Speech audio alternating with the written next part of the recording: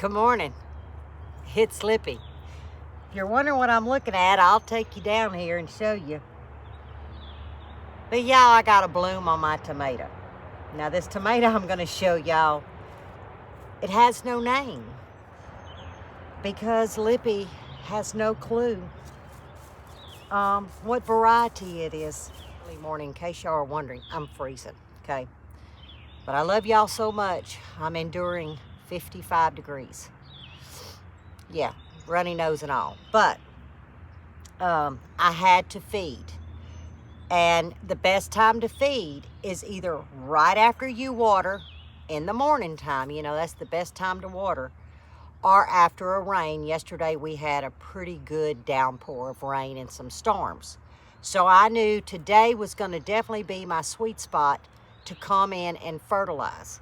And that applies to anything that you are growing, especially if you're using a liquid fertilizer, not a slow release as in granules.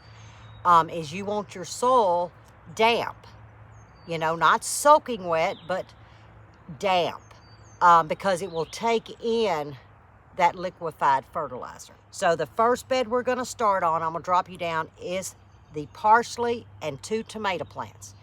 I put the tomato plants here because I run out of room where I wanted them.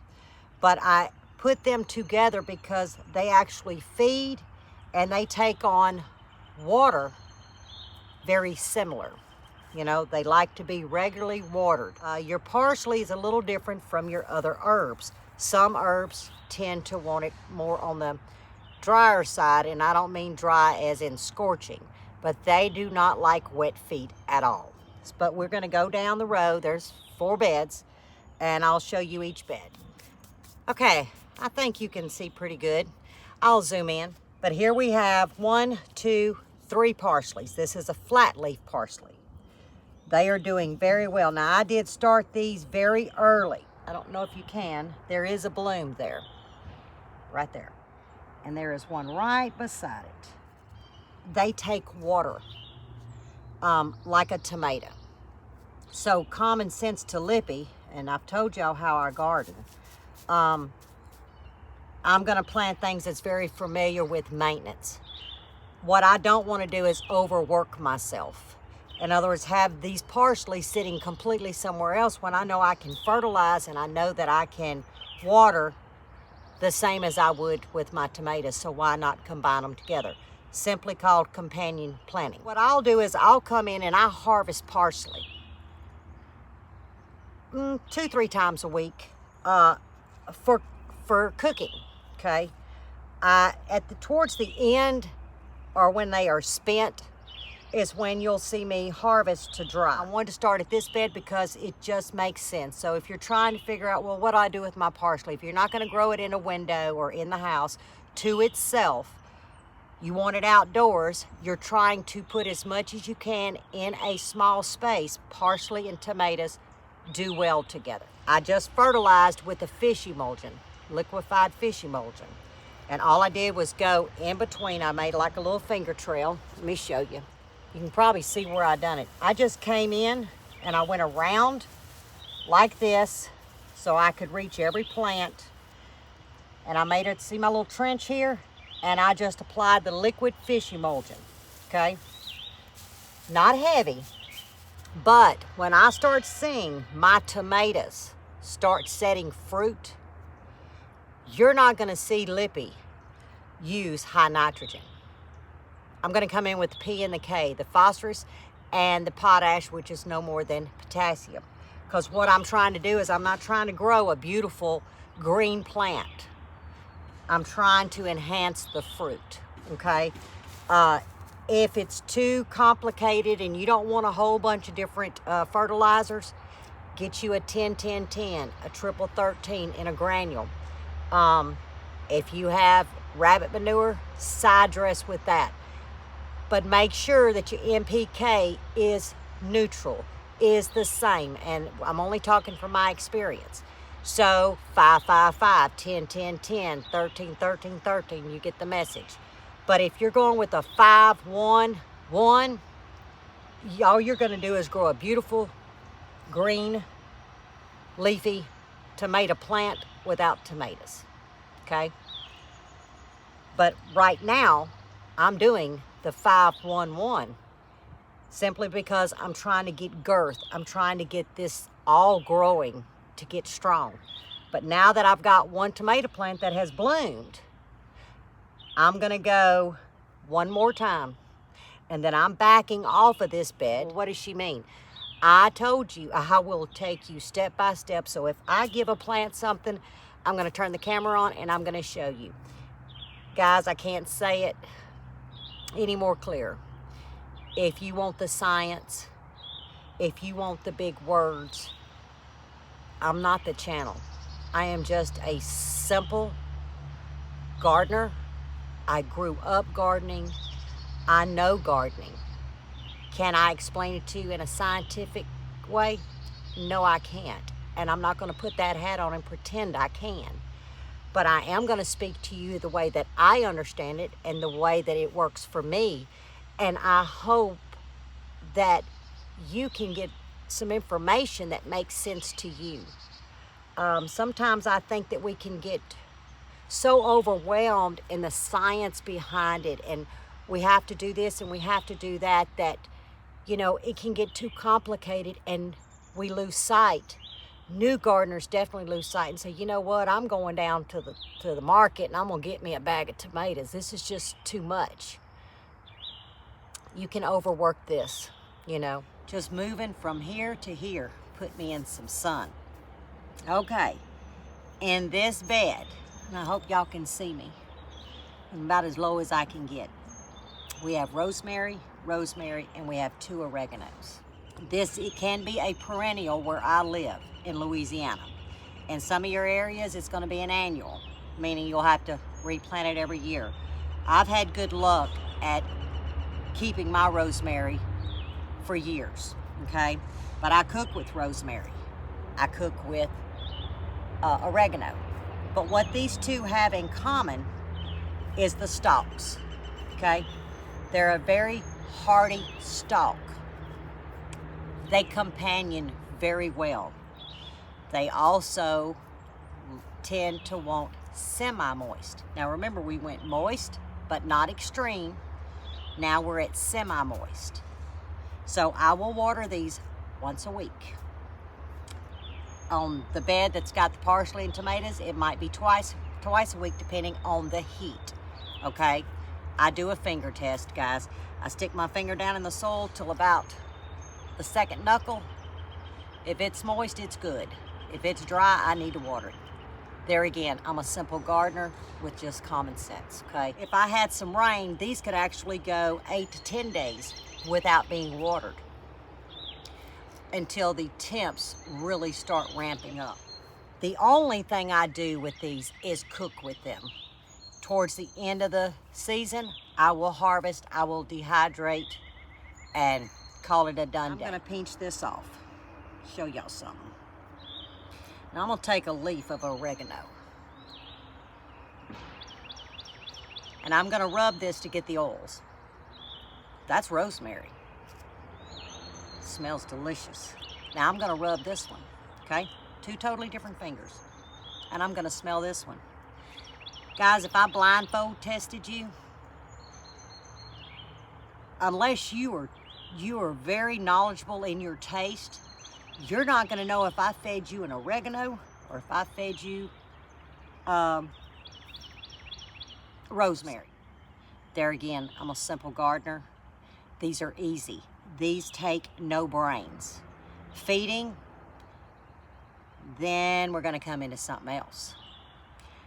Here, I'm gonna go back to more nitrogen. Not heavy, but I'm gonna lift my N instead of my P and K. Why? Because I'm just looking for foliage. I'm just looking for it growth. If you're new, come on, try oregano and rosemary. You can't go wrong with it. It doesn't take maintenance. Just a little bit of care and you're off to the races, guys. Y'all notice the further I get down, the stronger the sun is? Whew, I might just stay. I don't know, that bed may be even warmer. I tell you what, it's like 10 degrees colder right here than it is right here. Y'all, I love me some sun. Okay, yeah, y'all can see good. It's a full bed, but I don't even think the camera's showing it. But all you're seeing is lemon balm. I'm a big fan of lemon balm, but not in the ways that some of you may think. A lot of you drink it. It's a great refresher. It's, you know, it's a family of the mint. The leaves are fantastic. You pinch a leaf off. Let me find a low one, because I never like to harvest from above. I like to take a leaf off underneath, okay? You would take this leaf, for instance, a larger leaf. You'd put it in your glass. You'll muddle it. Put some ice and water. It's a great refresher. Okay, that's pretty well what a lot of people use lemon balm for. Not Lippy. A lot of herbs I cannot digest. I have a protein deficiency, and for whatever reason, my body rejects herbs. A lot of people make teas. Lippy can't do that, okay? I break out into hives. I have to go to the ER, spend a few days in the hospital. It sucks. And that applies to a lot of herbs. But we're talking about lemon balm. Lemon balm is what I use for a bug repellent. Okay, I walk out here, I'll get me a couple of handfuls, I'll go to the porch, I'll take me a bowl and I'll muddle, then I'll take every bit of it and I'll just rub it, you know, around my ankles and everywhere. I don't have to use all them chemicals, no bug, and I live where mosquitoes and bugs and everything else is in Louisiana. I don't get any bug bites.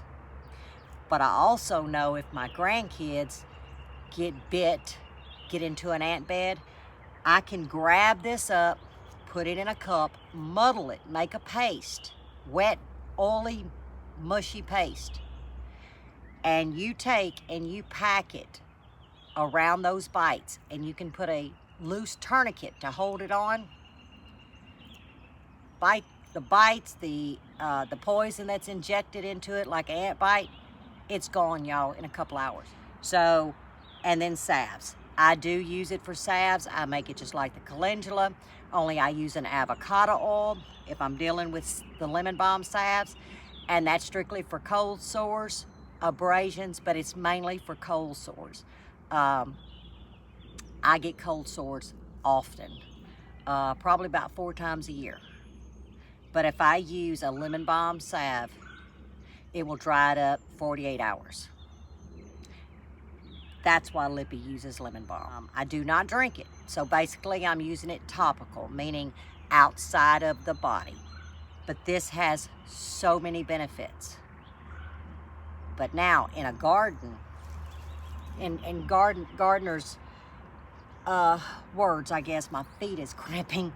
They'll tell you, oh my God, I couldn't plant this much. It's evasive. Let me tell you why. Because that's caused from being lazy. Yeah, I hope I didn't make anybody mad.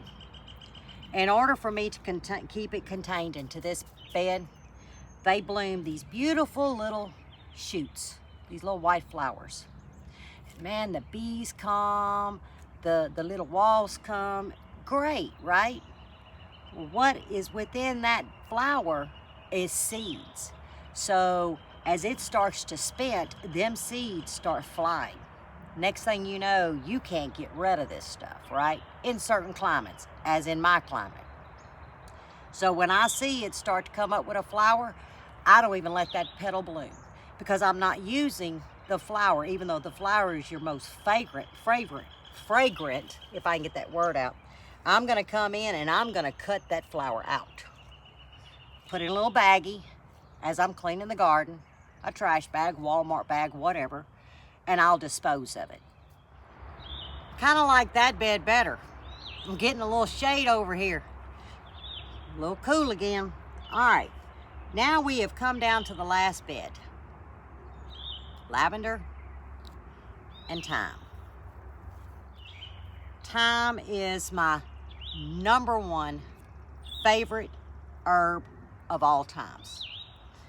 If I'm braising a steak, I won't use the rosemary. I'll use the thyme. Rosemary is very pungent, but if I'm using poultry, I will switch to a rosemary. Small amounts, guys. Once you put it in, you can't take it out. The reason why I have these clustered up is because, one, they're great companions. Two, they want even less moisture. So we started off, remember, at the parsley and tomatoes. We're at a consistent water, most definitely, once to twice a week, depending on your temperatures. Then we moved to the rosemary and the oregano, semi. We went to the lemon balm. What would be less than semi? Every 2 weeks. But now we're going to get into the thyme and the lavender. Guys, I won't water these but every three weeks. Unless we reach 100-degree temps, then I will have to, like I said, do the finger test, go down. I know that that's wet. Of course, we had rain and I fertilized this morning. It's wet. I may have to go once a week, but normally it's every 3 weeks. They do not like abundance of water. They like to sunbathe on the sand, on the beach, but not get in the ocean. I know you're gonna ask, okay, you cook with the thyme, then when it starts going out, I will dry it, okay? Beautiful, isn't it? I'll take me a couple in the house. I'm not gonna chop this, guys. I don't want to disturb. It's a very mild oil that's in here because it's more stem than anything. I will come in and I will strip the leaves, holding it at the top. Of course, I'm using a little one, and I will strip them going down. Never strip from where you cut this away. Hold the top. No different than your rosemary, and you're gonna strip the leaves backwards. But I grow lavender for nothing more than fragrance in the garden. I love the look of it. I normally don't let my flowers fully open because I want girth. I want it to broad because I use lavender as a cleaner. I will mix it in with vinegar solution and water. Sprinkle it at the bottom of my cleaning bottle to give me that aromatic of lavender. Or I will, as it grows, I will cut it, put a a string around it, and I have a little hook by my shower where all of my shower stuff sits. And I can hang it in my shower when I take a shower at night to get that relaxed feeling. I really use this strictly for an agent when I clean, so I have that crisp, because it does, to me, mixed with the vinegar, have a crisp smell. And I would cut it in a fork branch and I would just hang it over my shower nozzle. So as that steam in that shower, in that bathroom, you know, was going, it would start bringing them oils out. Amazing fragrance. When it's young, guys, that is so sweet. It's almost got a heat licorice to it, but don't let that frown you. Don't frown on that, because when it's cooked and mixed with the appropriate food, and I'll show y'all that because I'm gonna do recipes. This is my favorite. I just, hands down, thyme is my absolute favorite herb. So there you go. This morning we fertilized. I did a 5-1-1. Gonna get some girth going. I'm gonna back off at the first bed because it's got tomatoes in it, and I'm not trying to grow leaves. I want fruit. The rest of these, you can go higher in nitrogen. They will not bear fruit. So if that helps you kind of understand a little bit more, I just noticed that a lot of people tend to, I gotta pour that nitrogen. You do, unless you're trying to grow some food. And I think that's where some people mess up. I should know. I did it. I always said the best way to learn something is learn from our own mistakes. And then research. Say, well, wait a minute. Why am I still making these mistakes? Well, here's your sign. This is why. You know, everything's a learning curve. You know, we're dealing with, you know, different weather phenomenons. We're dealing with storms in March that is not supposed to be here. So, I mean, as much research as you want to do, or as much years as experience as I and many have, y'all, you can't sometimes just beat the elements that's coming at you. So all we can do at the end of the day is know that we was good stewards. We did the best that we could, and the fruits of our labor will show. It may not be in an abundance, but it will show. So for you jump out and I'm gonna do this, start simple. I have to stay simple like this because of my health. Because that bug done bit me too many times. And guys, this is all the herbs you'll ever see Lippy grow, because it's the only thing that I can grow that my body will accept in one form or the other. I'm telling y'all, I could eat this like a rabbit. One good thing about these cedar stumps, they make great seats. Just saying. But I'm back at the lemon balm bed because I got off track, and y'all know I do that. But I'm gonna tell you something. Lemon balm makes some of the best pesto. Did you hear that? Absolutely amazing pesto. And I wanted to share that with y'all. That is how I found out I couldn't take it in, but yet most people can, okay? So if your basil is spent, or if you know, you can't grow a lot, this is amazing for replacement, and it brings in that flavor that you're looking for. So I thought I'd just share that with you, because some people, I have learned that they don't do well with basil. You know, it's just one of those things. And they do well with lemon balm. Well, here's your pesto right here. So do your research. There's so many ways you can use these herbs that I'm growing. The other herbs, I will not even venture into. They don't come to my home place, so therefore, you know, I don't do a lot of research because I can't have it.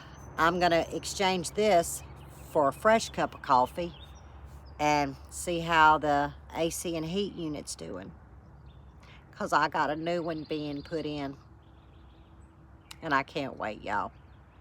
I cannot wait. All right, guys, until next time, as always, God bless, and stay with me. You know, let's do this together. You know, the goods and the bad and the ugly. But you gotta try it. You only fail when you don't try. So I hope that I helped a lot of you out, as well as giving a better understanding of a little bit more insight to who is Lippy and really what is her DNA. And there you have it.